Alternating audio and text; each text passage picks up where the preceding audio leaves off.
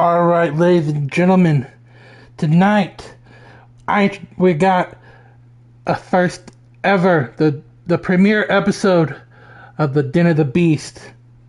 No pleasantries. Expose every lie, every weakness, and every broken promise. We're here to dominate the narrative, dismantle the pretenders, and deliver the hard-hitting reality you crave.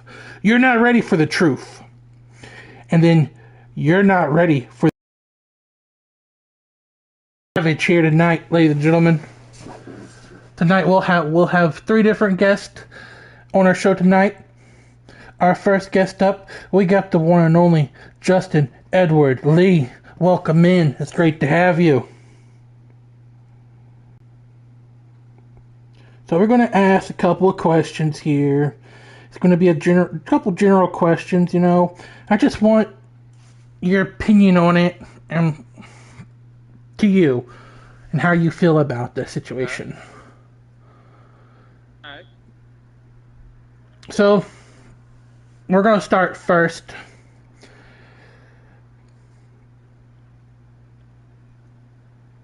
We'll start with the first question of the night. Okay. You run your own eFed, correct? Honor Extreme Wrestling? Correct. That would be correct. HEW. So my first question to you is this. What initially got you into eFeds? Well, growing up, I used to watch a lot of YouTube, and I used to watch a lot of WWE video gamers, Chris Danger, The Movement, Vibe, so forth, so on. And one day I just said, you know what, it doesn't seem that hard. So I decided to load up my stream 5 years ago to this, almost to this day. It's almost been like 5 years now. And I gave it a shot. And I was like, oh, it's not that hard, but it was really hard for a little bit. I went through multiple different name changes. First off on YouTube, it was BYW, Backyard Wrestling, where I would do backyard style wrestling in the 2K games. Then we moved to WWWSFW,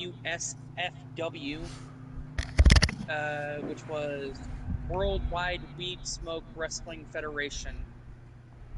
And then we moved back to BYW because that caused some criticism with the name. And then we ended up going to another name change, which would be Hardcore Extreme Deathmatch Wrestling Federation.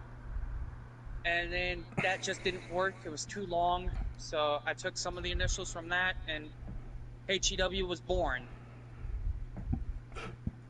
And that's what we have today, folks. HEW ended up getting a lot of attraction, a lot of views, likes, and I realized I can't change the name anymore. This is what works.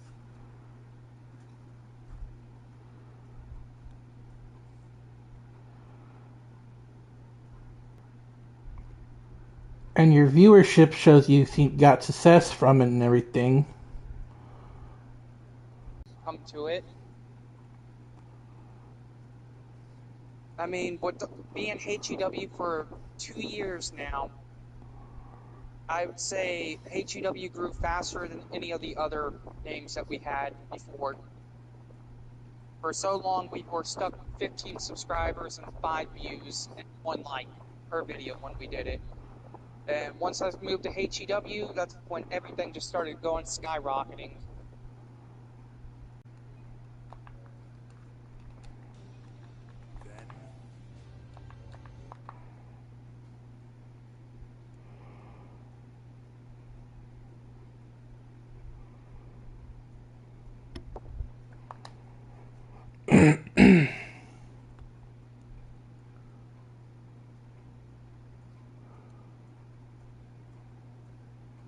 All right, we are back on air, folks. We took a quick intermission. We are back.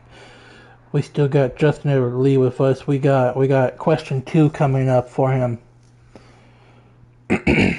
Let's see. Well, we're gonna pull out a magic question list for tonight.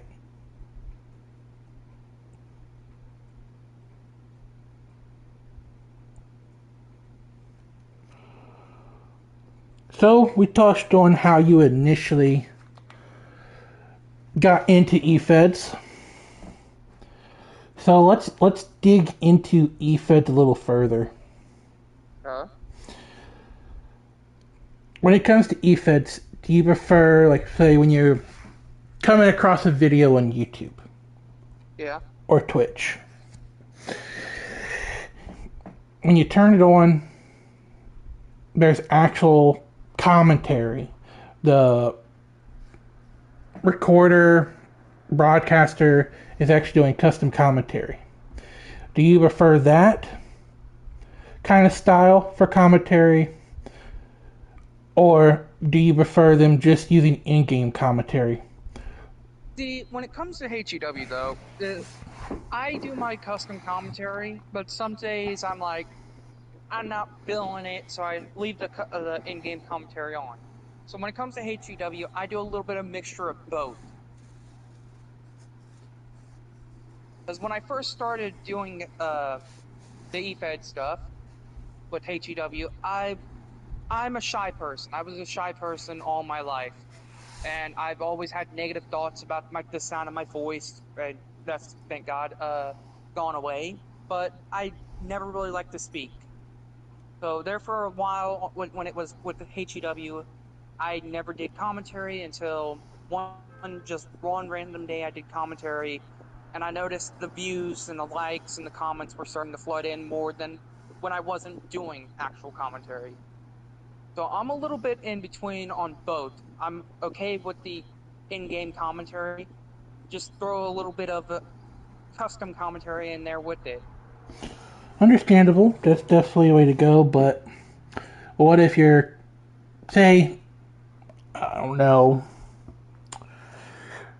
say you're watching one of Chris Danger's streams, right?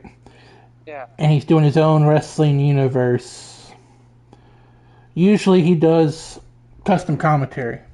But Yes. let's say you come across a video kind of like his, but it's all in-game commentary. You don't know what's going on. Would it keep your attention? Not really. No. Not really. Exactly.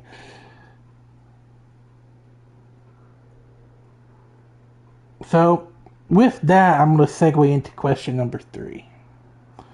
Okay. So, going along with commentary, when it comes to running an eFed, do you prefer a roster of active creative wrestler creations? Or do you prefer random calls that are just randomly found off of community creations without no one to give you a promo, role play, or voice them?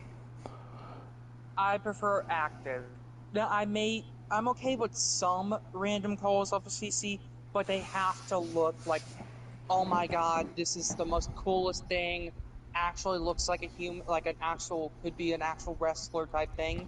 If they don't look decent, they don't look cool, they don't look like they have anything going for them, then it's a no. Understandable. So, the way I compare these two questions together is with custom commentary, and if you have an active roster, say someone gives you an audio promo and it sounds halfway decent or pretty decent, you can play that live over your mic. Yeah. And it just drives the story even further. Yes. So when it comes to that, I do encourage promos for HEW. I think it does add to stories and stuff. If you send me a voice promo, uh, and it's decent where I can actually pick it up, that's cool. But if it's not decent, then just type it out because I wouldn't know what to do with that if it's not decent. Exactly. Like I have to hear your voice if I need to play that. There And shouldn't if be I no there can shouldn't hear be it, no they have to background hear it. noise, like loud Yeah. banging. Sounds like you're in a wind tunnel, or yeah, at a loud McDonald's drive-through or something. No, there got to be a clear environment.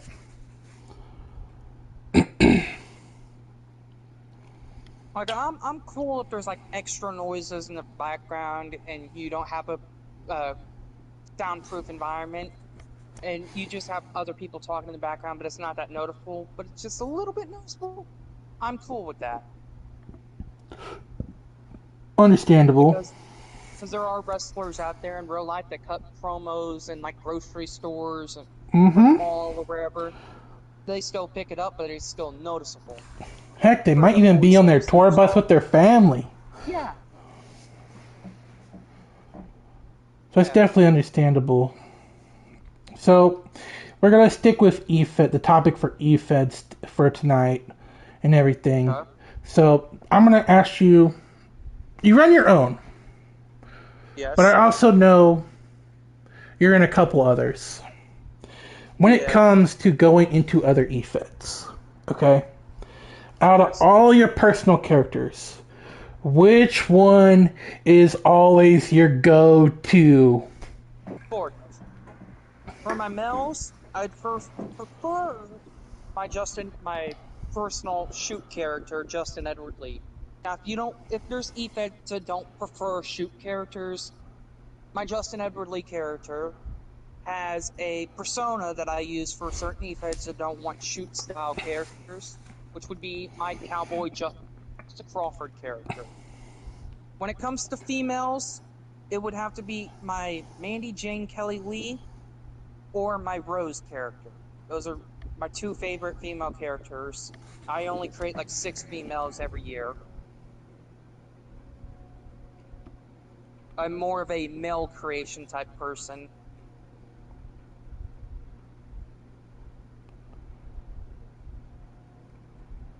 Yeah, I'm kind of the same way. I find it easier to make male calls than it is to make Yeah. women calls for some reason. Like, I could think of a gimmick or style of gear I want for a male call quicker than I can for a female call. Uh, Yeah. And it's not even really just that. It's more like I'm more talented at making cool ideals for men that would not be able to work for a female. and that's also very important too, because it goes back to that story aspect of it and all. Yeah. So, we got one more question for you before we Okay. part ways here. Finally, do you have any advice for any EFEDs that might be out there? They could be brand new, couple months old, maybe a year in, and they just feel like they're struggling. Or even creators who want to start their very own. Let's see. Yes, there's actually quite a few advice that I could give that I've had given to me. No matter how hard it gets, say you only pull one view and you have a couple subscribers, but you're not at a good amount, but you feel like you could do better. Don't stop. Don't let the haters get underneath your skin. Never let your haters get the best of you. Someone says you can't do it, you prove them wrong. Be as honest as a person in your own community. Be honest with your talent. Don't go lazy and always try your damnedest. That's some good advice there. And you know, as the Miz would say, haters are welcome.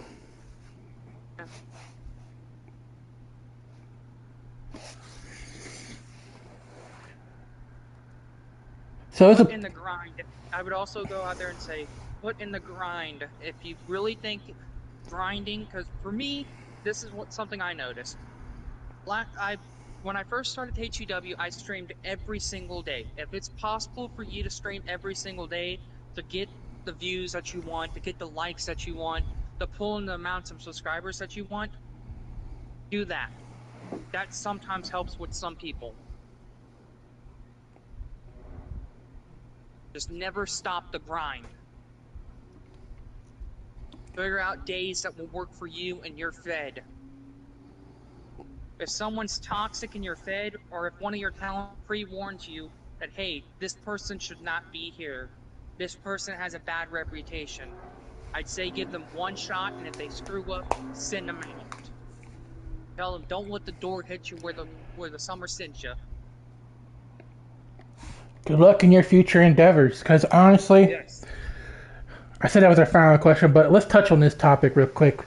All right, so drama likes to go around the EFED community.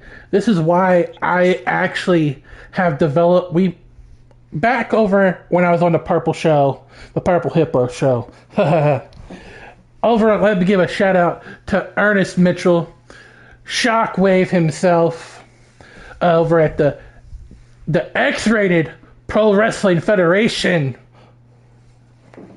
All right. We've developed the term because we decided that the EFED term is too toxic. There's too much toxicity in the term EFED that we don't like it no more. We've termed the phrase, the coin, if you will, Digital Wrestling Company, the DWC. We don't welcome toxicity in the DWC community. We also do not accept crybabies. Exactly. No whiners. It's called Act Your Age and Not Your IQ. It is a fictional place of fun. Don't make it a toxic, frustrating place for others. I agree 100%. Because once you allow the crybabies and the toxic idiots out there that like to get in stuff and cause drama, that's when it ruins the fun for you, and it ruins the fun for everyone around you. It will ruin the fun for your talent, and it will leave a bad stain on your Fed. And the quote to Macho Man, "Oh yeah." You hit it right on the nail on the head. It does. It infects the whole entire roster. It brings down the morale in your digital locker room, honestly. You could go from having, 10 viewers at one time down to 3 just because the one toxic person's there watching. Yeah. And one last thing. Don't go picking favorites. Like, it's okay to pick a favorite every now and then if it relies for a storyline. But say you have your best friend that you've known since childhood, and you bring him in, you have him go up against someone that's in your Fed, and you have him go over just because he's your friend, that's gonna ruin it for the other person that you know. Unless it's involved for a storyline, then don't just go picking random favorites. That's also some other great advice. Anyways, we thank you for your time. You have endured the Den of the Beast. You have survived. We give you a big round of applause. You have survived. You are our first entrant into the den, and we thank you. Thank you for having me.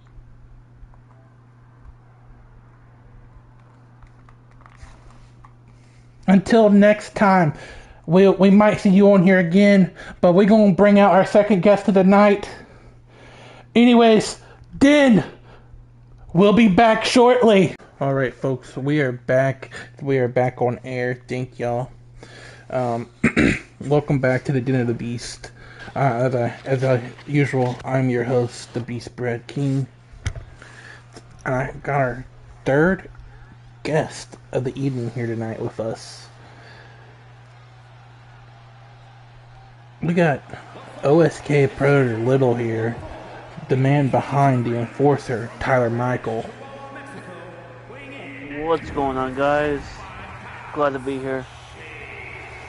So, we're just going to ask you a couple of series of general questions. I've asked everyone about the same question so far in this episode. So, okay. We're going to start with the one and only question is, what initially got you into EFEDs? Well, I've always been a fan of wrestling as a kid, and decided one day that I wanted to create my own characters shape them after me or what I could possibly be, and uh, Right, right.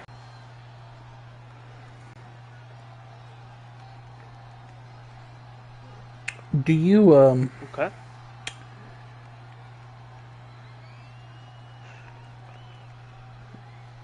do you prefer EFES to have custom commentary or to use the in-game commentary that's included with the game itself? I prefer custom commentary. It gives more of a story uh, there for the show, for the Eat Fed shows, and uh, the in-game stuff just doesn't cut it. Okay. Or would you prefer random calls off of community creations that don't have anyone voicing them or role playing them? So that's about it's a double-sided question for me. Currently, we run with just a few created calls by uh, you, Brad, uh, but we also have a lot of creative creations. Going off of that, I want to go more towards having other people voicing their characters, having a voice for their characters, giving me promos out there. I feel like that would be ultimately for the best with you going the live product and everything. Um, so, in which I hope you're able to do that. I think that would make things a little bit even more interesting over on your side of things. Um, so, let's see, we did 1, 2, 3. Alright. So, let's get to a more personal kind of deal. Out of all your personal characters, right? Which one would you be your go-to for to send to other E-Feds? Or my bad, other wrestling shows, because I'm trying to get away from the term E-Fed. There's a lot of negativity around that word. So, me and Shockwave from XPWF, we've coined a term last year called Digital Wrestling Companies, DWCs. So, Okay. what would be your personal character out of all of them? Which one would be likely you send to other shows to watch them, see how they use your character, and what their storylines come out to be? Well, there's actually a huge list I would like to send to other eFeds, see how they do, give out promos. But I would have to say my top two is myself as a character, Tyler Michael the Enforcer, and Troy the Greek God. Gotcha, gotcha.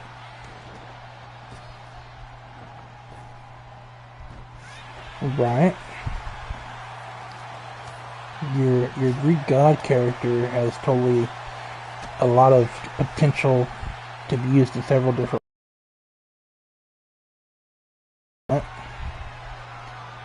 I mean, just look what we're doing in the Wasteland with him, and we even developed behind the scenes a more of a demigod persona for him that people haven't seen yet. So Yes, that would be interesting so to see. the demigod for Troy, that no one has seen yet between you and me, I think the world will be shocked the way he has turned out to be. When, not if, but when Troy turns on the Alliance and becomes this whole new character. Gotcha. So, I know we said we are going to ask a series of questions and stuff, but we're going to we're gonna segue off of these questions for a little bit. We're gonna go into Wasteland Championship Wrestling. What made you decide to go with that name? So, going with Wasteland Championship Wrestling, I've always been a fan of more of a nuclear type of brand, some sort of like Marauder type of style of. Yes, it does go off of WCW, like old WWE style, but I figured it fits the detail for what I want to do. Okay. Do you feel though doing so has limited you creation-wise? Currently, yes. I have gone off of one theme, which is more of a wasteland, like corrupted, rustic-looking type of theme. But after Doomsday, at the end of this year, when we have that break in January and February, we are going to be rebranding Wasteland Championship Wrestling into a whole new futuristic style wrestling program that will offer more of a better range of calls that are not based around one theme. Interesting. Good. We'll be glad to see that, honestly, or we're not really glad to see that, but we look forward to seeing that, I should say. So we're going to segue in off of that breaching subject. We're going to segue into our final question of the episode. Finally, do you have any advice to any eFeds or digital wrestling companies, DWCs, okay, that might be out there, or they can be existing for a while? Maybe they're getting burned out, I don't know. Or even creators who want to start their own. Do you have any advice to them? So my advice out there to anyone that currently or is looking to make their own eFed sort of stuff, do what you feel like is right for your brand. Don't. I advise doing AI versus AI, other than player versus player. It makes it a lot more fun. Commentary. Go and do commentary where I am currently voicing several different characters. Tyler Michael the Enforcer. I have voiced Troy the Greek God. Max Striker, I have voiced.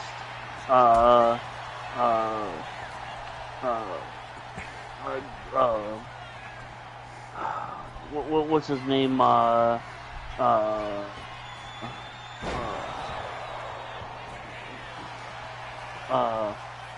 Jack Riker, that I have voiced. I have always made these characters, voicing them, my own different things.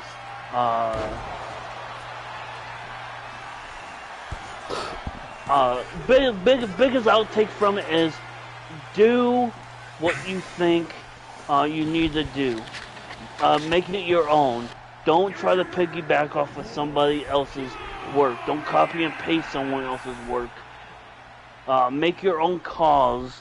When you're making title belts, do the more realistic style than something that looks like a child has done it.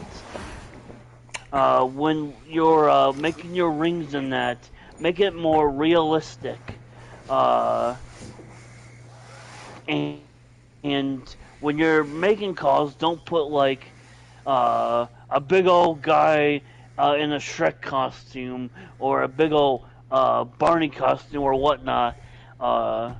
You don't want that. You want to make characters your own self. Something that's not copyrighted off of like a show or a game or whatnot.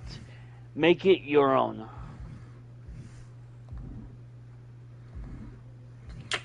Yeah, I would say that's some pretty good solid advice there. Now, just to rehash some things real quick, um, the reason I asked the question between an active roster of call creators voicing their stuff and question of custom commentary. If you have an active roster, that allows you to, I don't know, get some voice promos from them, and you can play those across your stream, or even possibly uh, go into a video editor in game or something, right? And Yeah. you can even pick a scene, and you can put the audio behind it. But this goes to more over to another topic that I'll be discussing in a later episode. AI versus AI, or no, not really AI versus AI, but more of pre-recorded versus live streaming. So we will be touching that on another episode of the Den of the Beast. Okay. We appreciate you coming out. You have yet another survivor here of the Den, Mace 3 so far. You have braved it. We commend you. Round of applause for that. When we might see you back here on a future episode. It just depends. Well, I appreciate you having me here. Uh, I appreciate you allowing me to share my characters with you guys out here in the Den of the Beast. Um, uh, Most importantly, shout out to that SOB Brad the Beast King. Uh, just kidding. He knows I'm playing. Uh, but thanks for letting me be on this show. Well, to end things off, you can catch Wasteland Championship Wrestling over on Twitch. On OSK Predator Little over on Twitch. No set times, honestly. Just follow and what do you call it? Turn those notifications on. And if you like what you see, give them a subscription or something. Who knows? If you want your character evolved, hey, subscribe. Um, like I said, this has been the Den of the Beast. We thank you for tuning in. Until next time, remember, it is the beast you feed that takes shape. Until next time, I'm the Beast Bread King. Over and out. Alright, folks, we are back here at the Den of the Beast. I'm the Beast Bread King, and I got our second guest of the night here.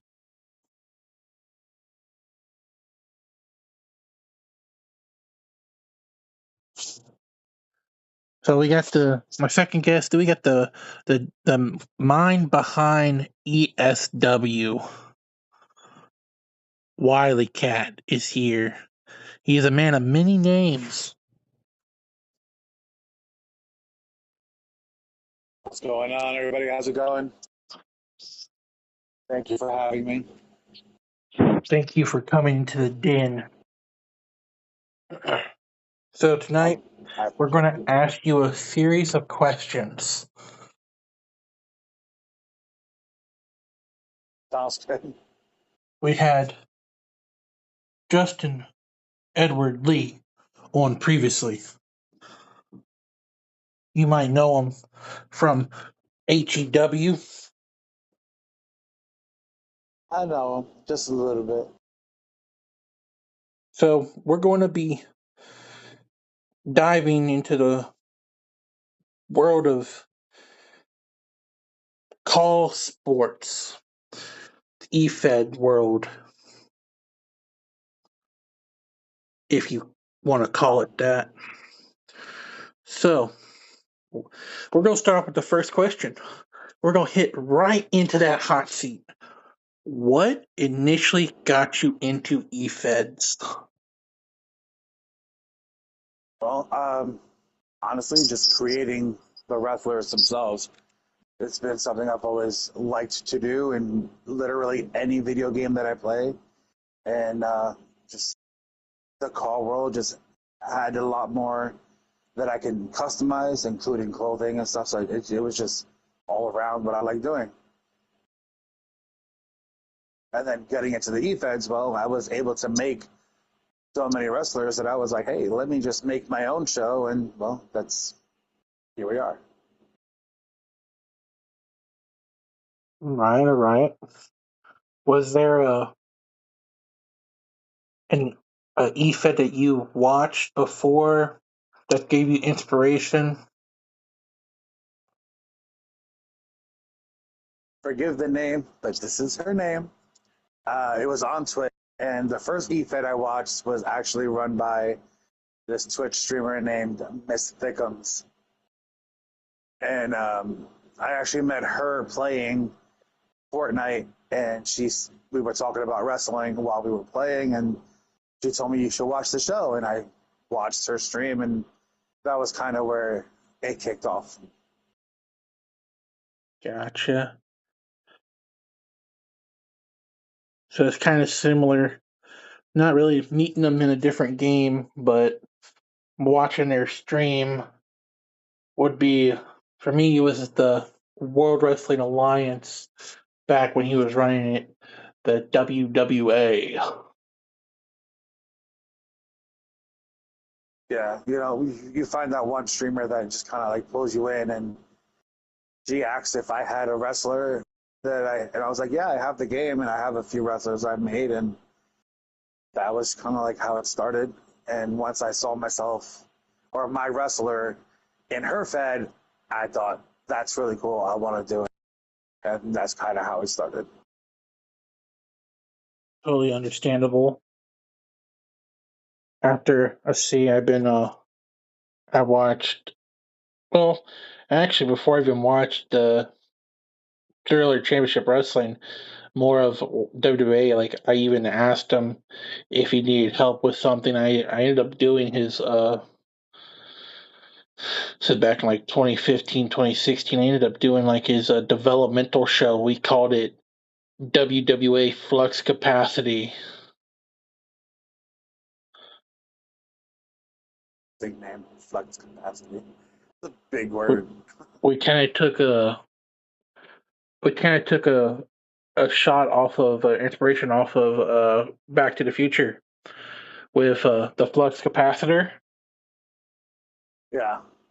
Yeah, because developmental shows are the future of the main show. We're going to show you up and coming talent that will eventually Yeah, be in that the makes main sense. show. But Yeah. Okay. I So went, now that you say that, I kind of understand. I get it. but yeah, I went from helping him do his show like that, then his main running partner parted ways with him to do his own thing for Underground Call Wrestling UCW, and then it went. See, it's been all over the place. And then I started to dabble into myself, and then here we are. We finally picked one we're going to try and stick with this time. Kind of all over the place, but Yeah. In the beginning, you're definitely I was all over the place, very, very, very scattered when I first started. Um, I call myself WWA, like the World Wrestling Association. I'm like, yeah, okay, that's a little presumptuous. So then I just went to like, um, I was like, Twitch Call Wrestling, TCW, and then I found so many TCW, and that's how I found Thriller. But I was like, okay, I can't do TCW also. And then one day I was looking up words that like, what do I like? I like the Attitude Era. I like fighting. I like this. So I like looked up words that mean the same thing, and that's how I found Vendetta. So I became VWE, and I did that for about 4.5 years, almost 5 years, and then recently just rebranded to ESW, like Empire State Wrestling, because I'm back in New York, my hometown, and it all seemed like it sounded like a good idea at the time. So that's what it is now. But mostly just because I liked making outfits and making wrestlers, and I started allowing people to use my wrestlers and creating outfits for the streamers that I watched, and kind of how I started getting people on my show. And yeah, it just kind of grew into its own thing. That's awesome. That's awesome. So kind of like you're like kind of like their wardrobe specialist. Kind of sounds like. I like to think so. So yeah, we're gonna. Guess we're It gonna. does take convincing sometimes. Yeah. It's like you can't flat. I mean, you can flat out tell somebody, "Hey, your call is busted," but like, do you really want to? That's not nice, you know. It's kind of a I mean, mean-spirited thing to say. sometimes you got to be blunt with somebody, because like, Oh, how can I yeah. like how can I say this? Because if you're being nice about like, hey, can I do this to your call? And they're like, no, I like what I'm wearing. Okay, so Yeah. that approach didn't work. It's time to be blunt. At that point, Well, I mean, sometimes you there's a got few to. people that I've been blunt with and helped, but I try the nice approach first because I don't know. Even though I never claimed to be a nice person, and that's what people get very confused with. I'm not. You don't got to be a nice My person attitude, to be a good person. right? Well, my attitude is a reflection on how you treat me. First off, so if you talk to me nice with respect and you're courteous or whatever, you get the same thing back. If you want to get out of pocket, so can I. Like, and I'm not scared of it either. Like, what's the worst you're gonna do? Block me? It's the internet. Okay. Like, I'm not. No, we're just going to go on a podcast and drag you in the mud. I mean, we can talk about that if you want to, because we got some words. No, we're going to save that for a future episode. We might bring you back for that one. That But one deserves a few drinks first, because let me tell you, but no, so we're going ladies to and gentlemen, segue. that is a story for another day. That is a story for another day. So we're going to segue into question 2. So I asked you what initially got you into eFeds. So when it comes to that, do you prefer eFeds to have their own custom commentary, or use the in-game commentary that's provided to us in the 2K games? That one I feel might be a tough question to answer, only because I've used both. In the beginning, even though I've watched wrestling since I was, I don't even know, young, back in the day. Like, I'm not even going to say what wrestlers were wrestling when I started watching, but it was a long time ago. To call all those matches, to remember all those moves, remember where everybody is from. I mean, I create my own calls and I forget their names. Okay, it's a lot. So in the beginning, I think it's okay to have assisted commentary where you allow them to call the moves that are going on, but I feel that you should, as the show creator, should have some sort of say, especially if it's, even if it's just like telling the story of what's going on. I mean, What's the point of their fighting? Why are they fighting? What are they fighting for? Who is the bad guy? Who's the good guy? We don't know anything. So if you're just saying, "Oh, these are the two people going in the ring," hey, that's cool, but I why? mean, I like to know why, you kind of hit the personally. nail on the head, honestly. Because if I turn on a random wrestling show on YouTube or Twitch and I hear introducing first, coming to the ring from so and they come into the ring, right? You have your announcer them, and then okay, well, why are like you said, why are these two fighting? I'm probably going to leave your show and go watch something else because I'm just at this point watching a wrestling simulation show and there's no story to it. So yeah, Right. you definitely hit the nail on the head there. So I mean, I that's would, with any show. If you're watching vampires and players going at it, if you don't know what the story is, why is she beating them up? Are vampires really bad? Are they evil? Or are they just trying to survive? Why is the girl killing the vampires? Why doesn't a guy do it? Why isn't it a whole army? Why is it a secret? There's right, a lot that goes into it, and that's what pulls you in. The story, the fact that she was the only one born with the strength and skill to do it. That the vampires are evil creatures that she needs to do it to save the world. Now you're pulled in. There's a reason for it.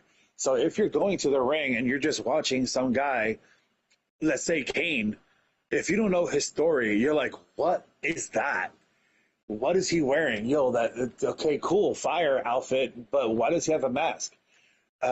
Why is he fighting somebody that is being walked out with somebody with an urn?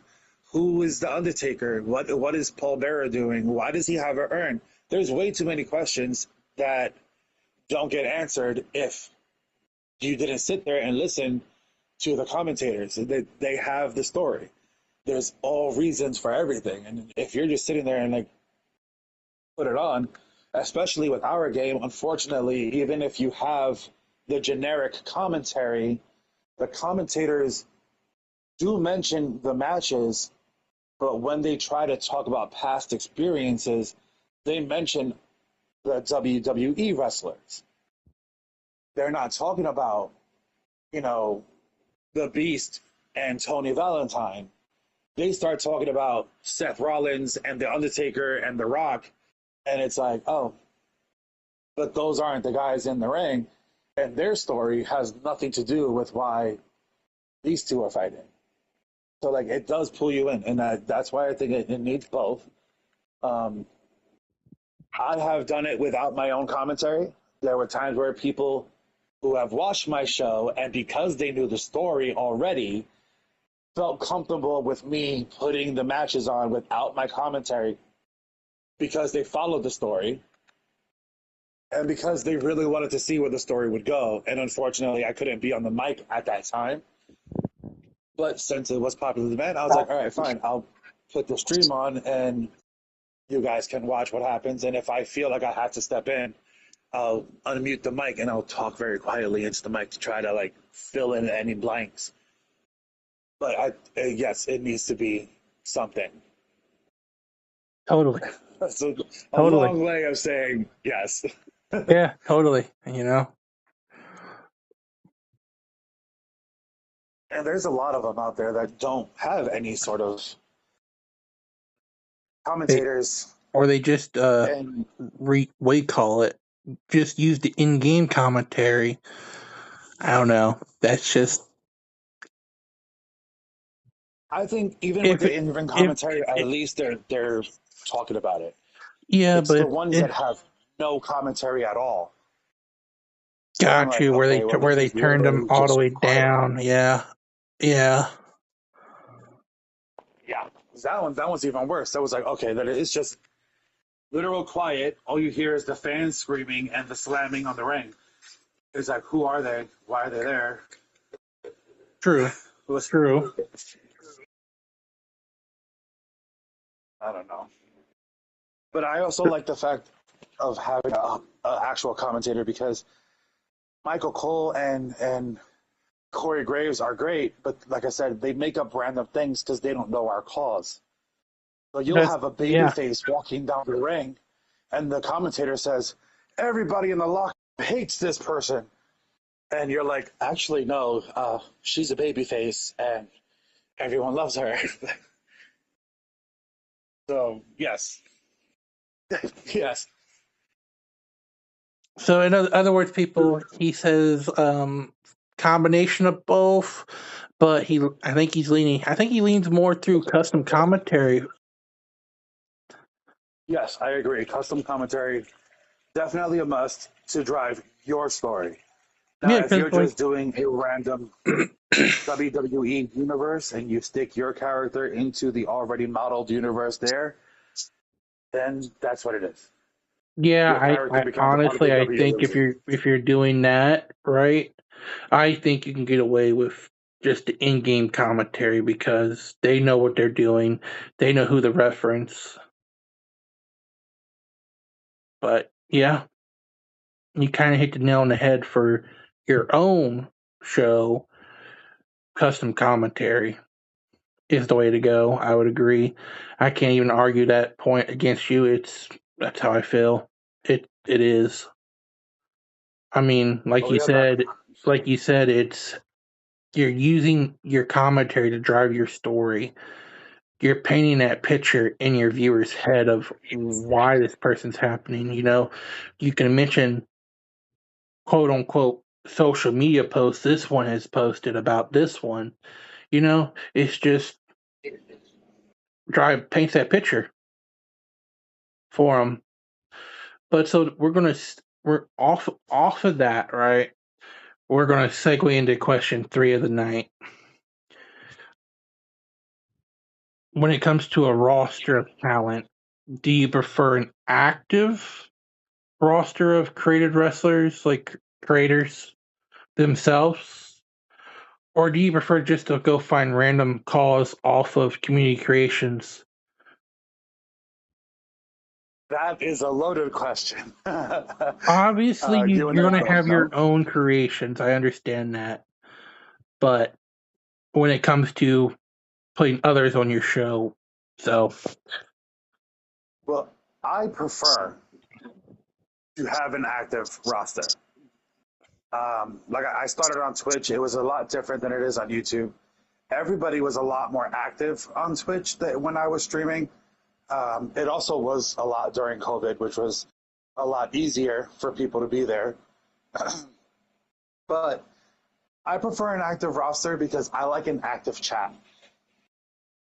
I like people, interacting with what's going on, whether they're cheering for their favorite wrestler or fighting each other in commentary as, doing promos. But then it becomes different when you have the people that take it too seriously. yeah, this is a very loaded question. This is also a double-edged sorted question because Yes. you have your yays and you have your nays, your pros and your cons. Yeah. Like it's great to have people there cheering you on and then booing you and whatever, you become a heel. Like it's cool. I'll play all the roles. But when people start losing, it becomes a problem. Because, well, first of all, nobody wants to be the jobber. Let's just get it out there. I like seeing my Well, character. I like seeing them win. I don't mind if they lose, but I but don't want to be the one losing all the time. you're not a jobber, though. Um, No, yeah, I get it. I'm just saying, like, I nobody wouldn't wants to consider become. that jobbing. But you did say losing all the time. Yes, to me that is definition of a jobber. But But people get it twisted. When you do AI versus AI, we do not control the outcome. How much I wish that the games would allow us to do that in universe mode and have it play out, but we choose who wins. We don't. And unfortunately, you become friends with the wrestlers that you have on your show, at least for the most part, some acquaintances. You don't want to see them lose. And there are times where you're cheering for them to continue that title run. But that day, that moment, the AI went wonky, and all of a sudden, they lose the championship, and people start drama. I like to call that. So I play the other games. I play Destiny 2, and we have a thing in there we call it RNGesus. I know who RNGesus is. I've prayed to RNGesus a few times. so Final Fantasy 14. so I'm right there with AI you. versus AI. Guess what? Before that match even kicks off, there's a random number generator. Who's winning? Who's losing? Pretty much. And you know what? I'll put it out there. There have been times that I have purposely rigged a match to try to make somebody lose, usually one of my own wrestlers, though it doesn't affect anybody else, but it'll boost a friend's wrestler. I Yeah, put my own honest, claw down in honestly, levels, when it comes to and telling a they still story, lost. yeah, when it comes to telling a story, you have to lower them sometimes. If you're trying to But tell a story a certain way, you have 100 and what I'm 100 trying to say is overall, that right? doesn't always work. You're absolutely correct. It won't always work. And I've tried, and I put it down to where one of my calls, who is a non-important role, let's say, who's going to be like a stepping stone for your character to be a champion. So I put them a little lower so that the match stays good, but you have Mhm. the higher overall, so you should win. It's not Should being the should operative word, should yes, because I because will tell you things now, happen. I've seen a 70 overall beat 100 overall. You want to know what it comes down to? That move set and That their too. characteristics of the call itself. Overall don't mean squat. Not at all. There's a lot more that needs to be done with the calls, and some people half-ass their calls. Let's just be honest. Some people half-ass their calls. They'll make the call look absolutely amazing. Click on Stone Cold Steve Austin, copy the moves over, put 100, and that's it. I'm gonna be And honest then with you. when you go into the character's personality traits, and they're all just at 0, your character is gonna act like a bot. But Yeah, if you add the fact that they're a technical wrestler, you give them submission moves, you add that they fight submission more. You have to do things like that. If you don't do it, your character is not going to do the moves you want. exactly. Exactly. I will say this. I am guilty of using the moveset thing to some degree. Um, for example, for example, for the Beast, I call it the Beast, right? Um, Usually he either gets three different movesets depending on who's available in the game. It's either going to be Batista, Brock, or Pete Dunne. Now,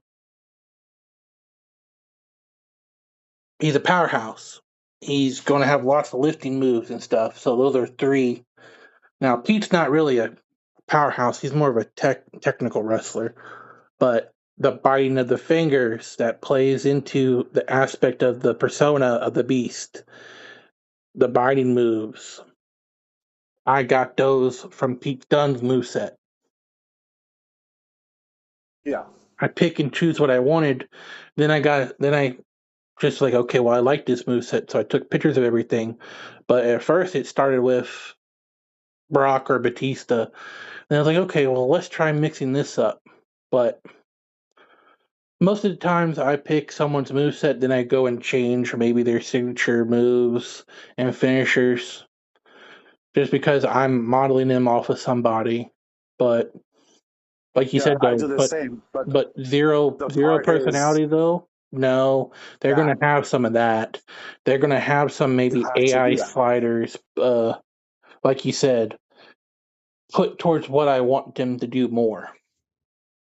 Yeah, are they disciplined? Are they aggressive? Are they loyal to their teammates? Or are they not? You're Right. wondering why your partner doesn't help you in the ring because you copied his everything but the personality traits, and they're just gonna sit there because if you leave them at zero, they don't care. If Eh. you make them He's like loyal, he's like they're gonna jump either in the we ring as win or much we as lose. possible. I don't care. Exactly. Yeah, exactly. Yep. But when you alter those personality traits, and it's right there, it's part of your moves of the thing that you have to click on before you save your call. So you're skipping it. Yep. You're going to 100 to give your call resiliency, and then you're moving out. Yep. Well, you need to give it an attitude in the ring. How is it going to work? Is he going to be disciplined in the ring and be like a Kurt Angle, You're where gonna be. or like Are they a gonna? Chad Gable, where Yeah. they're very technical, they're very straightforward, or are they going to be more of a, Stone Cold Steve Austin or Dakota Kai, where they're going out of the ring, they're getting weapons, they're fighting more unorthodox. Right. There's Or reasons for that, but if or are you they a add all Daniel those Bryan? moves, Are they a submission expert? yeah, and you have to put those personality traits in. You put those personality traits in, your call is going to do things. Yep. Your call is going to reverse more because you're giving him a more disciplined moveset. But if you're more the aggressive type, your call is going to act more aggressive. They're going to stomp somebody out and not let them stand up. They're going to grab weapons and make sure they knock them out. They're going to do more aggressive things. And you're wondering why you make this huge, not you in general, just the general sense. People wonder why they make this huge powerhouse, 6'4", 400 and something pounds, and they're getting beat by somebody who's as big as a mouse. Well, because that person that's as big as the mouse has made their call and gone through the personality traits, the move set, and made it all work and use their size and ability to their advantage, and that's how you get the win. And I could only lower the thing so far, Right.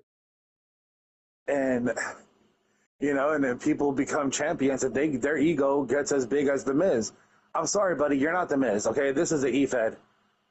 Right. I feel you. It definitely is that. I will say this though.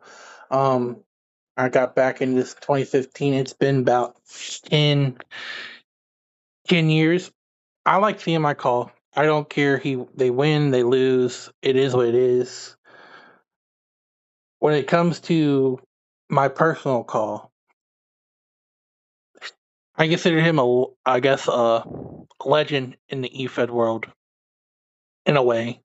So I'm not really after championships with him. It's more of let's go show some star power here. Go use this here. Boom. If he wins, cool. He wins the title, cool. That's awesome. But even if he's just there to promote some younger talent, that's fine. Yeah, no, I'm like that with everybody but Christy. Okay, Christy's my Sasha Banks, I guess. She just goes on, and I want her to win everything. But if she loses, I'm like, damn, and I move on with my life. But my Tony Valentine call has been, quote unquote, inducted into the EFED Hall of Fame by a few EFEDers that I have because he is a tag team like legend. Apparently, whenever he's in a tag team with somebody, they usually win. I don't know what I did in his like make in his build, but he does, and he does really good on his own. Now you put him in a 4 or more person battle, he's losing. Yep. I don't know. He just loses. Mine's the But same way. They do not like multi-man matches. Nope. yeah, I don't understand. But that's RNG though, because I had told the same thing, and I told my friend here, I was like, hey, look, don't put me in these matches. They suck. My characters are not going to do good in them. Don't use my main character if you want to build them into like this big hero type call. He's not going to do good in the match. He put him in anyway. My character came in at number 1 and beat the entire 30-person Royal Rumble.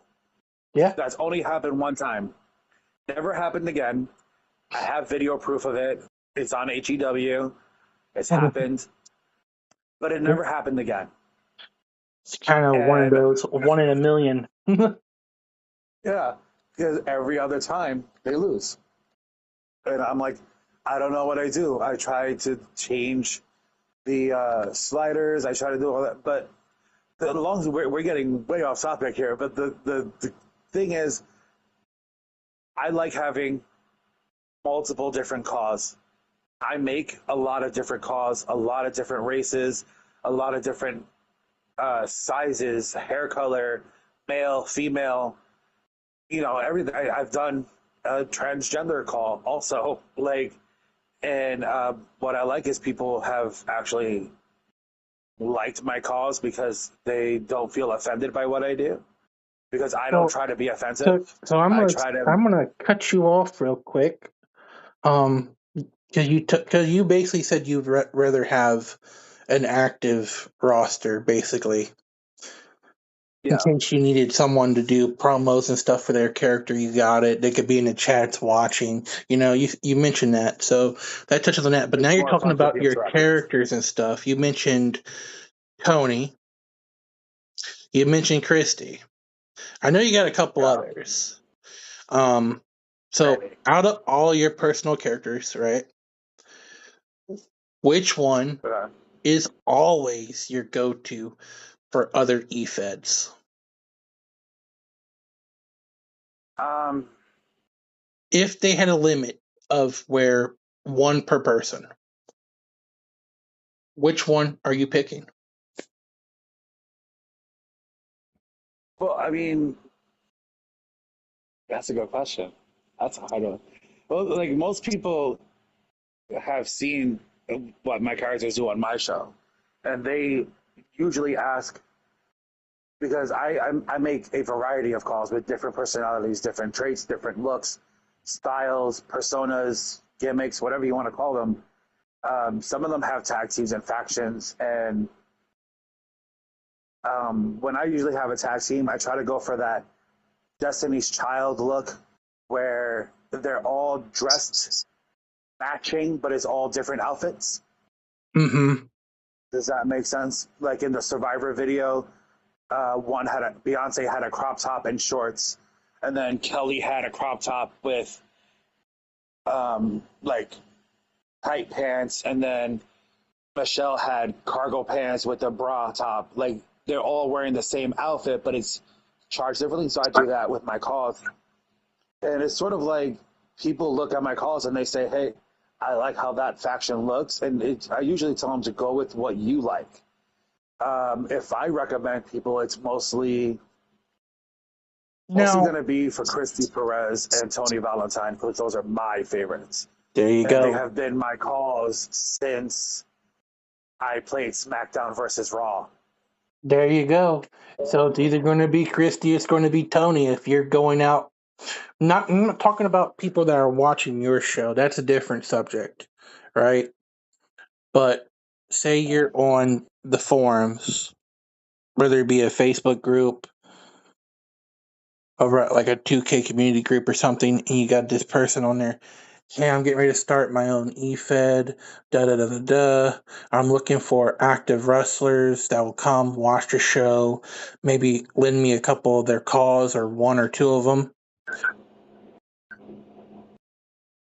Yeah, if I had to choose one, I would choose one of each, a male and female, and it would definitely be Christy and Tony. Those two, like I said, I've been making them since SmackDown versus Raw, and they're just my go-to. They've been with me forever.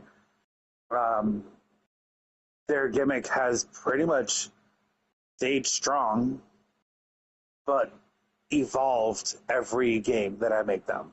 So we going to touch on Tony real quick. Real quick, we'll touch on Tony. A couple streams ago in Honor Extreme Wrestling, we saw him turn heel. Oh, the promo that he cut, huh?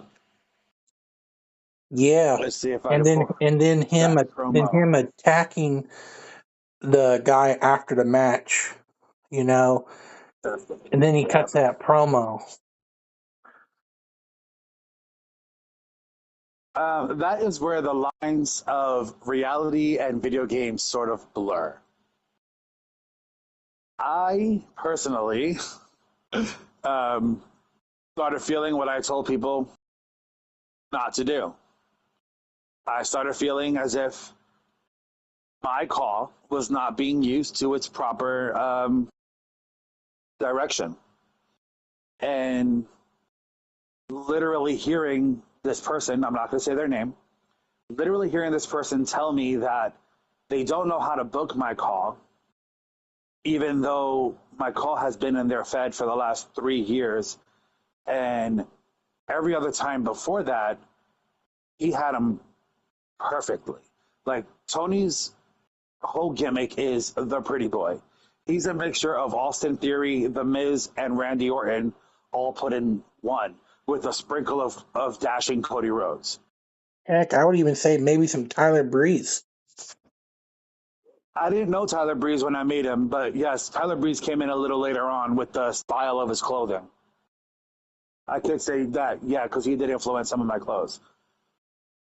But yeah, so he's supposed to be like this pretty boy, this, like tough guy who could be in the ring, standing there, just like Austin Theory will go in there, he'll fight whoever and do whatever he has to do to win. And then at the end, would take a snapshot on the turnbuckle. Like, who does that? Tony, that's who does that. That's what he would do. And he had it booked perfectly. And then all of a sudden, he just stopped. Tony was kept getting put into all these multi-people matches, and I felt it was just sort of to appease me to have my character there. And the only reason I think that that bothered me more was because this said person would continue to ask me, what should I do with your character? Who do you want to face? Do you see yourself going after any titles? What title do you want to go for? Stuff like that. So I would participate. I'm like, oh, cool. He's like working with me, right? This is cool. I'm going to see my guy in some matches. Whether he wins or not, he's going to be in those solo matches that are going to make him shine. You're going to get to see his solo entrance, which I haven't seen his solo entrance in this Fed in forever because he's putting them with the tag team partner. So there was a lot going on. So when I saw Tony Valentine on HEW, he fought. Seth Black was his opponent at the time. Tony Valentine had enough, you know. Reality crossed into video game world, into virtual reality, and Tony Valentine lost it, and he snapped on Seth Black and used Seth as a martyr, and he went heel as something that I honestly never saw coming in Tony Valentine's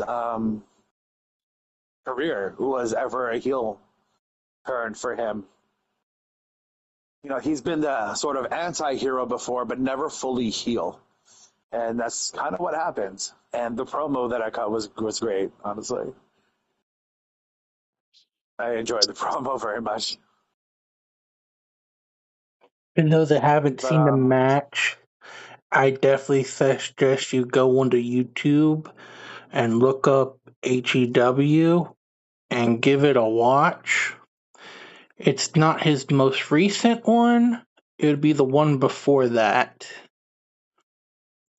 yeah, that was fun. And it was actually sort of a weight off my chest to see it happen. And even though, like, you, the Beast, answered my call to arms, so to speak, and Tony Valentine lost, I wasn't mad. I was happy he was being used proper. Me and Tony put on that back and forth match. I thought the ref was Yeah. going to call the 3 for Tony for any minute now, but that didn't happen. But hey, it could have. That referee with the slow count. A slow count, okay? We're gonna talk about that slow count. I was mad. She stopped halfway through. I was like, I changed my mind. I don't know what happened. The referee checked her fingernails or something. She got that call from the. stopped She got counting. that call from the back to do not count to 3. Yeah, because Justin was like, no. We can't let that man go on. But no, I joke. But yeah, joking is no. that was intense though, and it was watching the fight between the Beast and Tony Valentine is what I like. It's the show, and it's the fact that I know Tony Valentine, the move sets that I gave him, and the ring awareness that I've constructed by using those AI sliders that are in the game provided for us is how I know that Tony Valentine will 9 times out of 10 deliver that sort of match. Yeah, whether it's win or lose, there's going to be a 5-star caliber match. Exactly, and the point of it is it drives the story. Tony Valentine was feeling unappreciated, and he finally called out, and he got the match against Justin's call, Seth Black, and he got the win. But it wasn't enough. He needed to make a statement.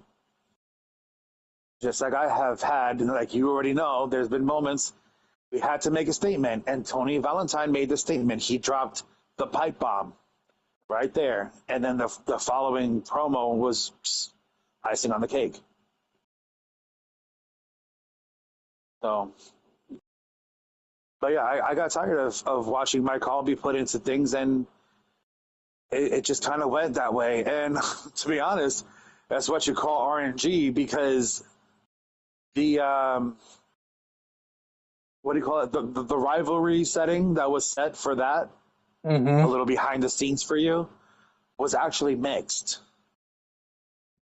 Yeah, it would. My rivalry setting, Tony Valentine, if he won, was supposed to shake hands. If Seth won, he was supposed to stomp out Tony. But they got crisscrossed.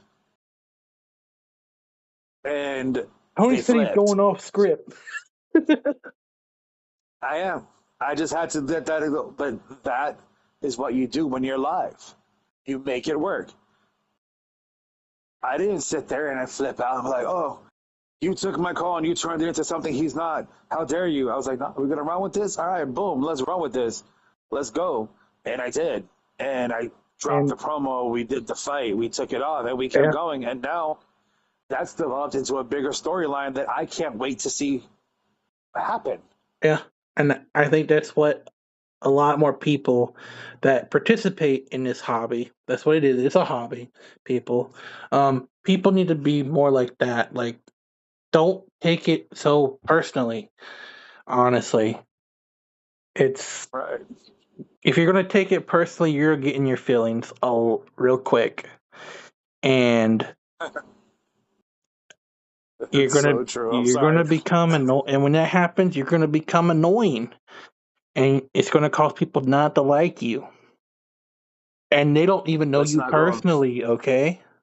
They don't know you personally. You could be a cool person. But your ego has decided that to override who you technically are out of character. And you became your character. Yeah. Hello, people. When that happens, it's time to take a step away from EFED. Time to touch grass. It's time to touch grass for a little bit. Go outside and touch some grass. It's true, and that's what I meant by when you asked me if I liked an active roster or just rosters off of CC. I do a mix. I do my own. I do some random some characters off of CC. I do characters that I know have never watched my show, and their characters are champions. And then I have my friends that I try to put in, and I try to push forward a little bit because they're there, they're watching. So I'd like to push them a little bit more because I'm like, all right, give you something to be happy about. You got a championship now. Thank you for supporting me. I try to push your character. Like I said, RNG has its own things. It's not meant for you to turn around and start talking behind my back to other people, complaining about that I don't book you right because you're losing. Right. And that just goes to show that you don't even show up because you've been champion for the past 3 weeks. Right, right. And also, if it comes to this, like, for example, we're going to use the Tony versus Beat the Beast match, for example. Yep.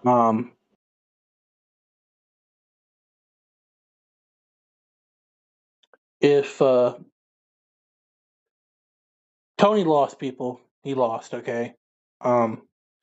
Tony would have won, okay? We would have pivoted another way with this. Why? It's an artist telling a story. Whether you win or lose, you're there to tell the story. And you can't do that when you're in your ego. My character shouldn't be losing. I don't like the way they're used. Sorry. You're not the one running the show. You're not the promoter. You're not the booker. You're a wrestler. You do what the booker and promoter tells you to do. Say that again one more time, please. Just You're that last not part. you're not the booker or the promoter. You're the wrestler. You're there to do what the promoter and booker tell you to do. Thank you. Thank you. Because that And is if another you're reason I losing don't like tonight, having too many. if you're losing tonight, you're losing. Pivot. Cut a different style promo you're going to cut. You're winning tonight. Okay, cool. Do your celebration promo. Go ahead. Pivot with it, people. Tell the story. Ah, it's not that hard. And honestly, like, no, but none of us right now that are getting paid for this, at least, out of the group of us that are doing this, none of us are getting paid. I think I was the only one that was getting paid for this on Twitch. It's not a job. And you, as the wrestler, are not getting paid. Nope. You're just there. You are there as a wrestler and to support and cheer yourself on. When I book you and you want to start sitting there and crying about it, I will, first of all, if you come and talk to me and say, hey, I don't really like this and this type of match for my call, I will keep that into consideration. I'm the type of, I will listen to you because I know what it's like when they put my characters in a million different matches and it's always a multi-man match and they always lose. Then it may be time to try a different approach. But when I try different approaches with your character and I'm trying to help you win and you see it happening on screen, and if I'm audibly, because I don't have a camera right now, but if I'm audibly upset, meaning you can hear it in my voice that I am upset with the fact that you lost because I was hoping that you would win, don't you think that maybe I have your interest at heart, that I am rooting for you and I probably put you in a match that I personally thought you would win? So that means that I'm not booking you to purposely lose. If I'm literally going, are you serious? Oh my God, I thought you were going to win that one. And you hear it in my voice that it's cracking because I'm upset with how I'm upset that you lost. I'm upset because I set the match up to try to be something else.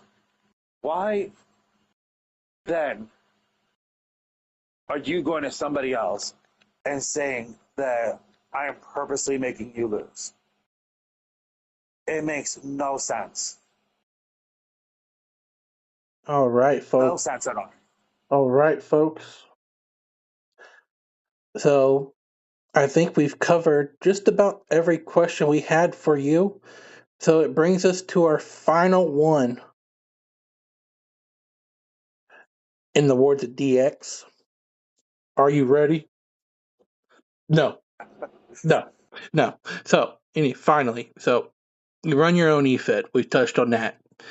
Empire Yep. State Wrestling, ESW, formerly VWE.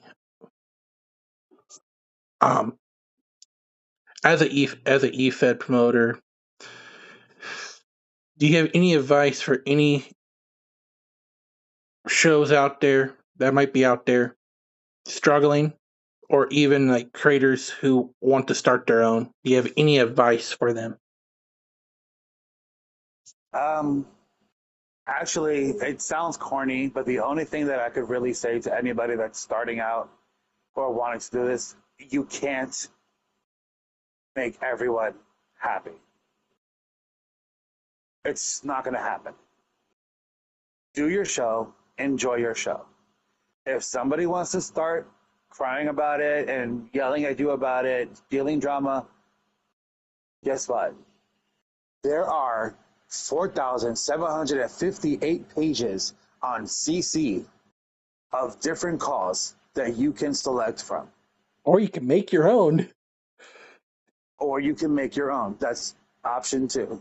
Like, my point is, don't sweat the small stuff. No. Have like fun. You said. Yeah. The point is, have fun. Exactly. This is what we're supposed to be doing. We're supposed to be having fun. It's a video game. It's a video game, exactly. And the only reason that we're doing EFEDs is because every single one of us want to be a wrestler. At one point in our life, we sat there, we watched the John Cena's and Randy Orton's and Edge and Jericho's and Christians and all of them. Like, we watched Matt Hardy and Jeff Hardy jump off the ladders, and we were like, yeah, I'm not doing that. But and I'm over here like, I would totally do that. Right. Well, either way, at the moment, we're not doing it physically. True. But the video game allows it to happen. That's supposed to be for fun. This is supposed to be entertainment. Right. It's supposed to be, here's your call. Like, going off what you're saying, right? Fun. Touch back on earlier, that's some great advice, though, but a touch back from earlier, like, if you were in WWE currently, right? You have no creative freedom when you first start out there. Look at Becky Lynch. Becky Lynch started as a river dancer in NXT. Yeah. And now she's the man. I'm sorry. I feel like that may have been a little bit her push there, but... Well, yeah, she talks about having done it herself, mostly. Yeah, and that's great. But you start off, you got no creative control. Nothing. You're just another spoke on the wheel, another cog in the machine. Okay? So, yeah. What are you going to do when you get to WWE, some of these people, like, that get all these egos and they lose a match? Are you going to get upset when you're booked to lose a match in the real wrestling world, whether it be WWE, TNA, AEW, the big three? Are you going to get upset then? Probably, because you got upset when you lost a match in a video game. Well, guess what? I don't know. They might have a little leeway because the paycheck is nice. Guess what? You might have like you said, as a paycheck, maybe you won't get upset. It's the same thing, okay? It's the same thing in the game. It's the same thing here. Fortunately, we can't control who's winning in the game. It's a game, people. Sorry. If they allowed us that opportunity, we could work to sit down together. We can talk how we want this to go, how we want that to go. We can have a whole creative session of how we're going to play this out. But unfortunately, we don't have that option. Exactly. So don't sweat the small stuff, people. Like you said, don't sweat it. Obviously, and also it's an AI versus AI. Or no, here's better advice: pay attention to the EFED or whatever you want to call it that you're joining. Some people do it differently. There's AI versus AI, player versus player, and then there's complete creative control where they have somebody who pre-records and does the matches offline, controlling every aspect of the fight, and plays it in a a pre-recorded video set. I will say If that's what you want to do, pay attention to WXW that. WXW does that, and so does Shock Nation Wrestling SNW. They both do it like that, and Yeah. it is a storyline driven wrestling where they're playing the matches themselves, not live, cutting it, and be like, okay, well, to make the story go further, this one needs to win this time. Yeah, They're- and they're turning it into actual episodes. Yep. Yeah, that's cool. And that's something that I wish I could do right now. And I know you could do it on your phone and everything else. My phone is so old I could barely make a phone call right. Okay, we're not even going to talk about how old my phone is. But I can't. So I don't control it. And a lot of us don't. We actually do rely on AI versus AI. We allow the game to do what it has to do. And it's more fun that way, honestly. It has Heck, a sense of mystery to it. And I feel a little bit more excitement I mean, because honestly, you don't know how to go. you could do it that way still, You could do it live that way. Share play, broadcast it, But most of the time when people go live in this sort of thing, they're by themselves. Yeah. I used to have a co-commentator back in the day, but we broke up, so whatever. Which, if we're giving advice out, I'll give my own out. If you can find a co-commentator, do so. Don't date them. Do so. Find one. Do so. It makes it a little less boring, honestly. It does make it more fun because you can have fun with each other.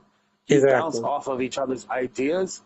One person can remember part of a story that you may have forgotten. One person might be even better at calling out moves. And, That's what I was just getting ready to say. They might be better at knowing the moves. yeah. Yeah. I'm going to be honest with you. There's times that I watch a move happen. I'm like, that was a cool flippy thing she did. Yeah. And I know it's a moonsault. I know what it's called.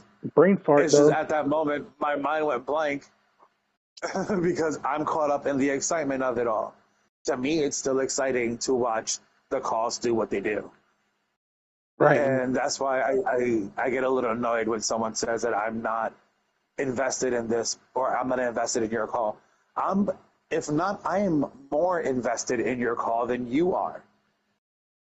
Because I'm the one writing the call into a story. I'm the one giving your call life and personality. You're the one promoting their call and a product. No one would know who their call is if you weren't. I mean, sure they would, depending on how many shows they're in, but still. It's more exposure for them. What do you mean you in the general sense? In everybody that does the promotions, everybody that does the show. Yeah. Whether it be that's what it is. Whether it be your show, ESW, WWA, XEW, HEW, I don't know what else is out there. NGW, ABCDEFG, whatever you want to call it, okay? Whatever show it is, hey, guess what? It's about exposure in the long run. That's how you're gonna get your downloads, people. Yeah. Oh yeah, no, like you said, don't sweat the small stuff. But anyways, that brings us to the end of our segment here. I have a third guest getting ready to come on. We appreciate you coming out to the Den of the Beast. You have officially survived the den. Congratulations. The sea wasn't that hot. And we might bring you back for a future episode. We got some stuff that you might actually want to touch on some more. Well, we said that there are a few things that are stories for another day. Exactly. Anyways, he's Wily Cat and I'm the Beast, and y'all just survived another segment of the Den. All right, folks, we are back at the Den of the Beast. I have my third guest of the night here on the first ever episode. I'd like to welcome in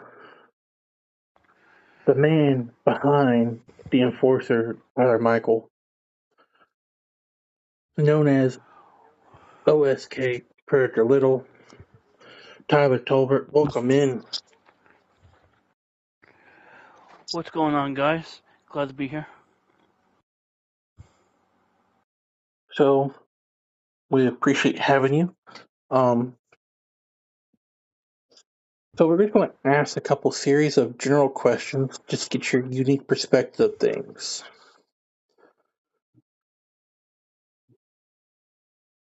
So, Okay.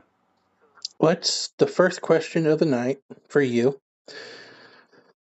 will be, what initially got you into eFeds?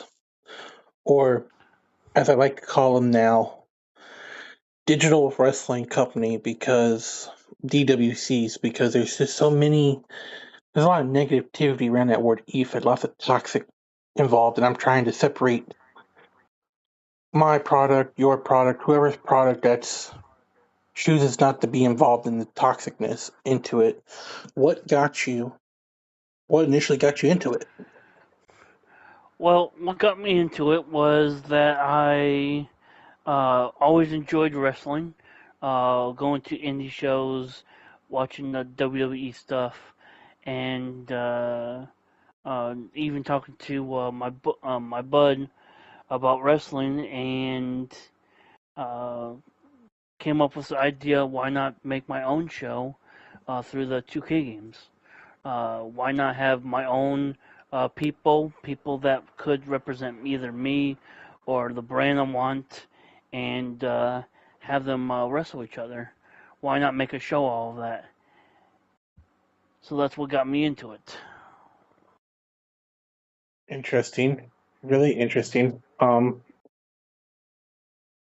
you run Wasteland Championship Wrestling, is that correct? Yes. Right.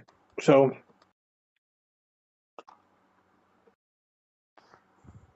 since you do run an eFed and everything, right? Okay. Or Digital Wrestling Company, DWCs, when it comes to commentary, do you prefer for custom wrestling companies to use or make their own commentary, or use the in-game commentary that's provided? So that's a great question. Me And personally, I'm gonna add a second part to it, okay? okay. And why? So, like, as I was saying, great question. I prefer custom commentary. The reason behind that is that you don't get the experience of it if you're using in-game commentary, meaning you have the AIs commentating a match, and there's no sound to it. There's no excitement there.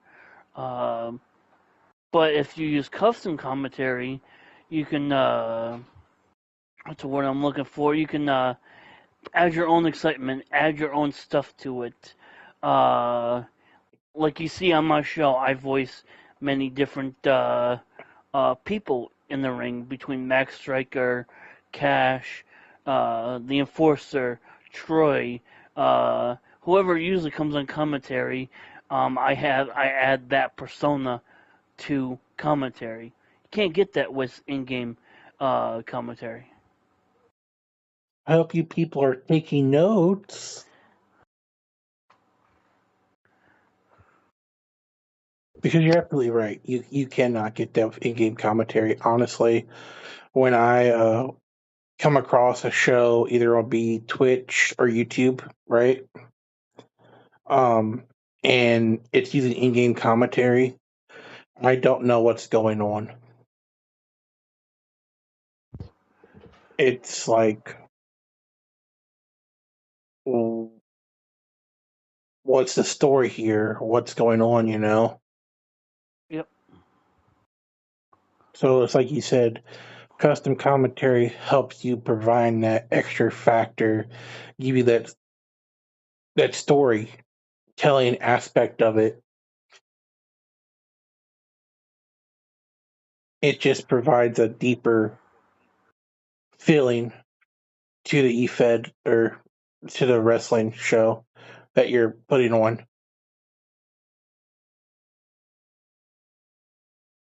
So, speaking of that, right, Okay. kind of segues into question 3. Do you prefer a roster of active created wrestlers from actual creators, or do you prefer random calls off of community creations that doesn't have anyone voicing them? Like for example, their creator is not.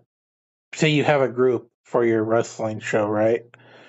Yep. And they're not in there. It's just a random call put on CC, and you saw it. They look good for the show, and you're going to download them. Which one would you prefer more, or is it So a that's really combination? so that's really like a tough question with me.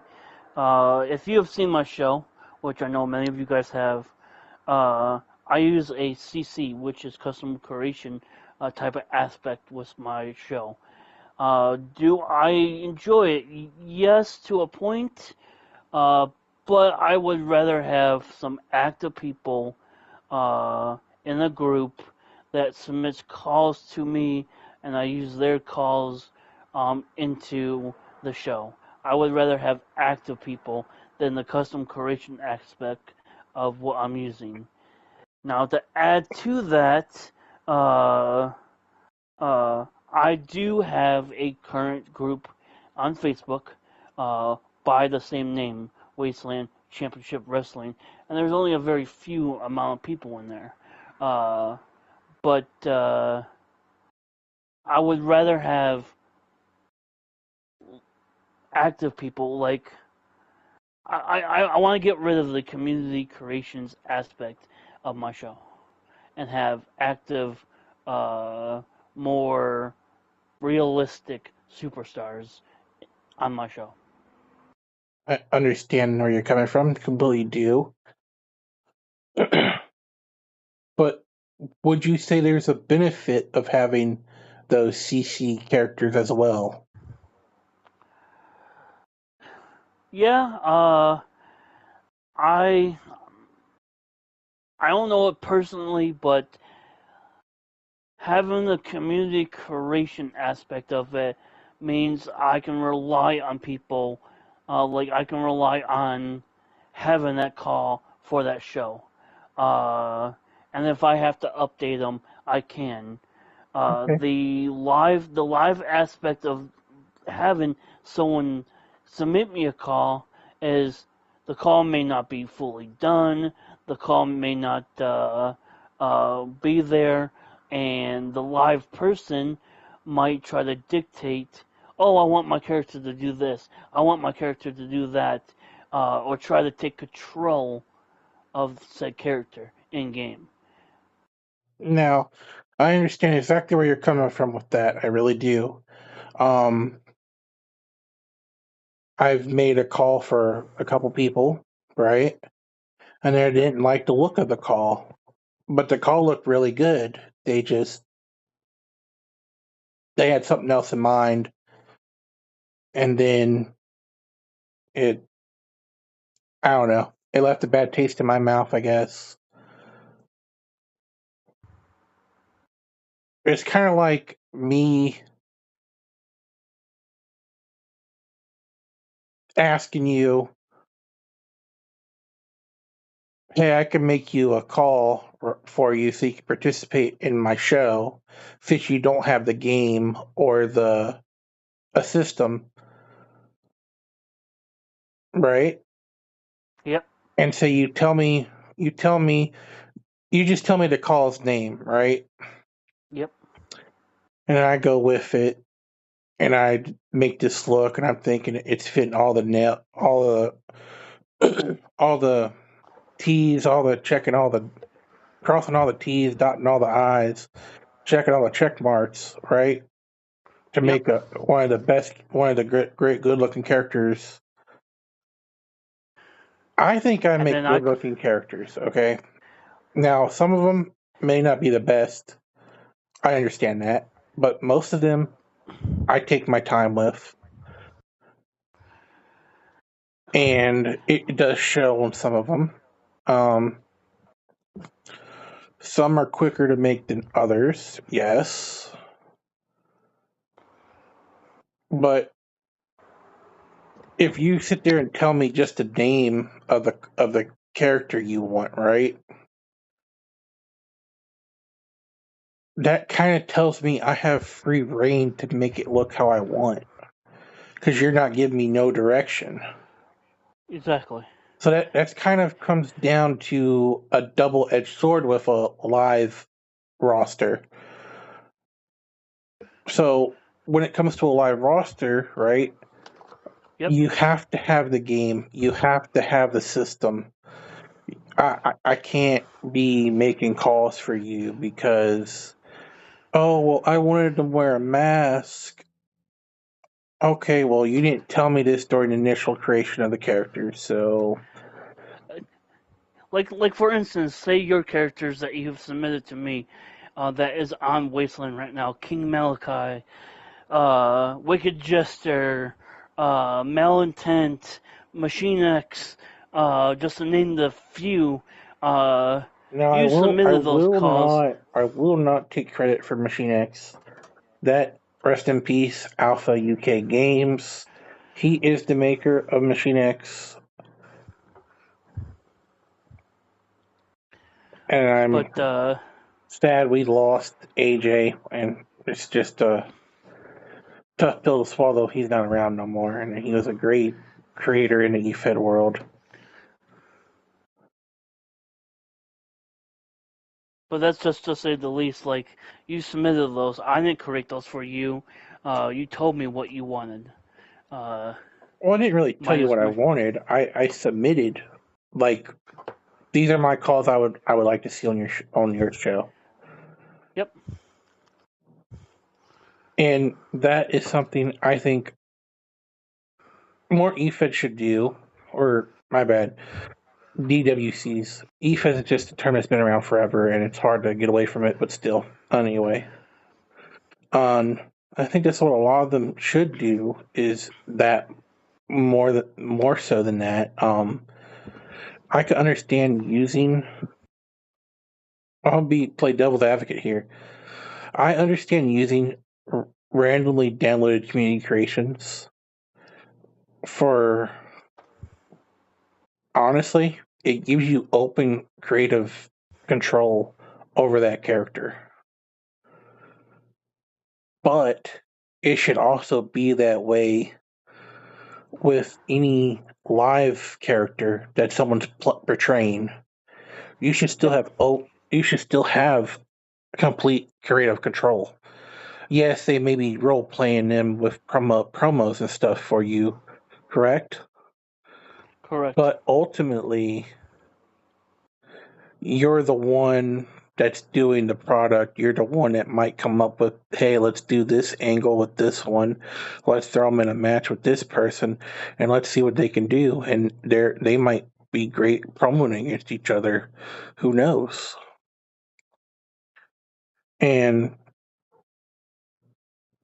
that's what it comes down to. Can they tell a story together with their creations in the ring and through promo work?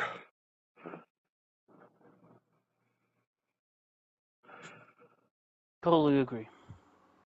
So let's move on to our next question. So let's see, we talked about what initially got you into it. We talked to you what you prefer between the commentary and your active style of rosters. So I think I'm gonna ask you a personal question now.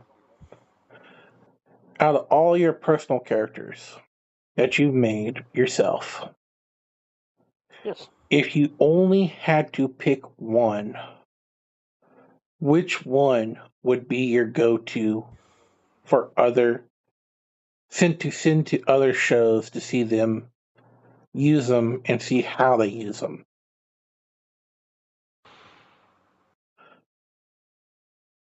Well, that's one of the toughest questions you've asked me here tonight, because I don't think I can ever pick just one.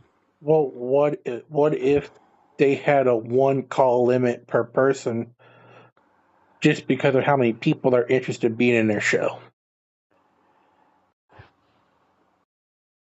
Let's see, between Black Mass, Troy, my guy, the Enforcer.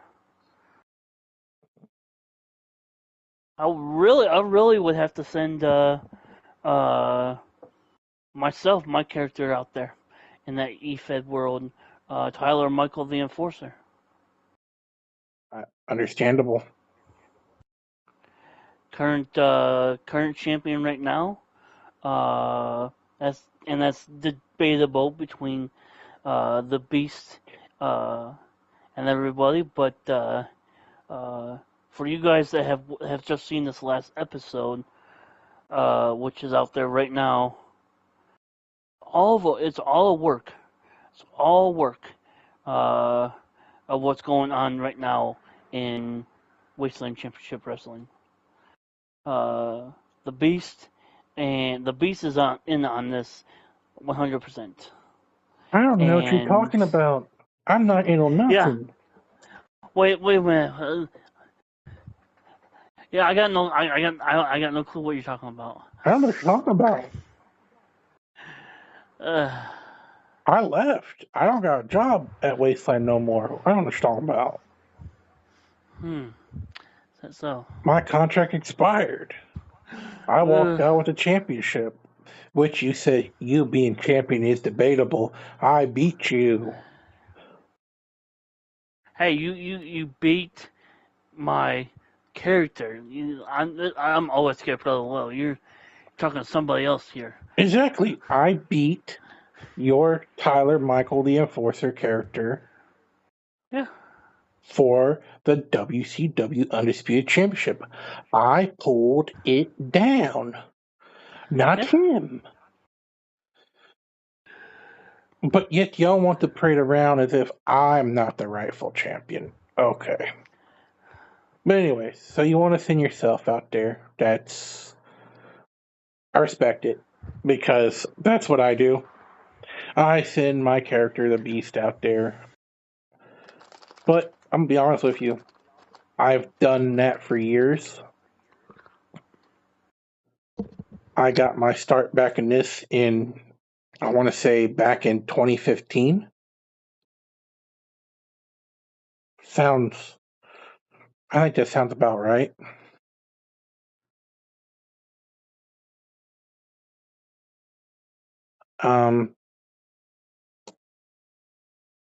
Yeah. So 10 years strong.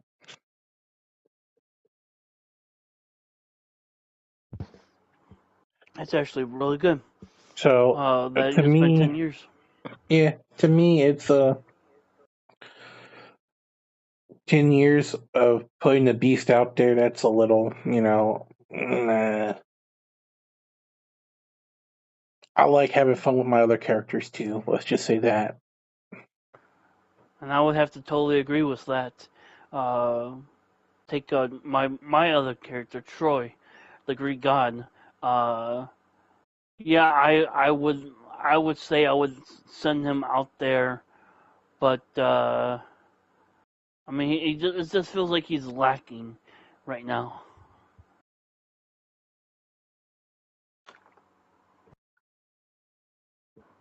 Well, so this segues into our final question. Being as you've recently came back to streaming your show, Yep. do you have any advice for any showrunners out there that might be struggling or even creators that want to start their very own show? You have any advice for them? In fact, I do. And I want everybody to take notes on this. You hear that? You Any had to take notes. any showrunner out there that is either new to this or old to this, always remember to be yourself. Don't be someone when you're not. Don't try to act all big shotty. Don't rush your sentences. Don't make your belts look gaudy like mine used to look. Make your show look beautiful. It doesn't have to be perfect, but do you. There's a reason why there is a image 2K image submitter that you can get realistic stuff, cut it, submit it to your custom creations, and add it to your whatever you're doing. Just be yourself. I tried the whole aspect of not being myself, being someone I'm not, and well, if you looked at the previous Wasteland Championship Wrestling, it failed, and ultimately I went on a hiatus. What was that? 4-5 year hiatus of nothing, and then I came back. I honestly feel like it was longer than that. It might have been. Because But, when did we start you on that project? let's see. I know we were in college at the time. Yeah. Just after college, I think. I believe it was just after college. Because you were, I remember sitting in your car, your vehicle, while you were doing security at the time. So it had to be, like I said, when I first started out, I think it'd been probably about 2015, 2016. 2016, yeah. Yeah, 2015, 2016. Yeah, And we it's been about 10 years technically then. Yeah, for as long as the Beast has been being promoted, uh, the Wasteland has been on a hiatus, sort of. Well, Which we just a started little less back. than 10 years, but it's definitely more than 5. We just started back December, I think, of last year. I'm not exactly sure. Yeah. I know it was. I know created, yeah. But anyways, to anybody out there, old or new, be yourself. Come up with creative ideas for your company. Come up with creative ways. Wrestlers. I honestly would not stick to one theme. Maybe if you're starting out, stick to one theme like I have. Did a more rustic, wastelandy look. But come next year, I'm dropping all of that. I'm dropping all the one theme stuff. Have when you open your company or open your brand to an open theme, you welcome in so many different aspects or so many different walks of life of wrestlers that are out there, except for one specific thing. So that's my advice to you guys. Okay, but I'm gonna be devil's advocate here. You say to be yourself, but let's say you have so many different characters you're voicing. How can you be yourself if you're trying to be a different character? So on that aspect, what exactly do you mean by be yourself?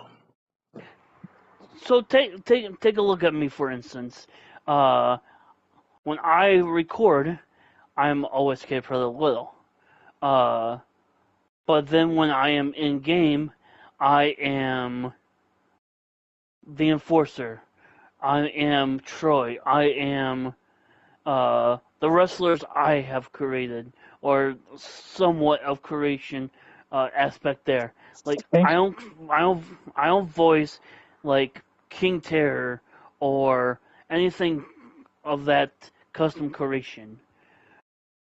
With the exception of Max Striker, props to the King for that, and Cash Mason, props to King for that as well. But we we we we voice those characters back and forth. Uh, so if you understand that, be yourself. I Be understand it to some degree to what you're trying to say, but um, let me put it to you this way though. Um, I encourage it for the most part. Stick true to your identity. I would say be be your own mark or something. I wouldn't say be yourself okay. because I you need to get into character in order to be able to commentate and have that incitement. Anyone can sit there and call it match, but to oh yeah. give you that storyline for it. Like the Predator, I wear a mask. Like I'll walk off screen, and then I'll come back on screen, pick up my mic and whatnot, and be in a mask that the Predator would normally be on stream, voicing it like a deep, grunty voice, Yeah, laughter, uh, and then when the Predator would leave, leave from the screen, come back, yeah. So that's and not that's not being yourself, though. okay. Fair. Fair. Yes. So I guess, in other words, I think we should say that you're actually trying to say is don't be afraid to express yourself and have creativity. Would that be Okay. better?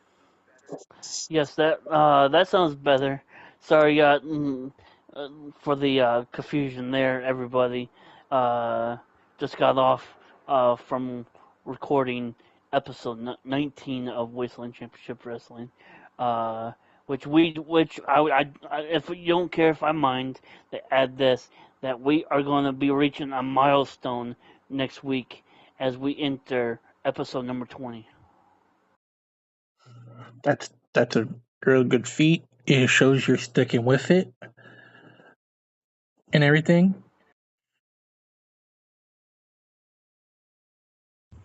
And that's awesome. Those that don't know, he does stream on Twitch. You can go ahead and drop your Twitch handle if you would like.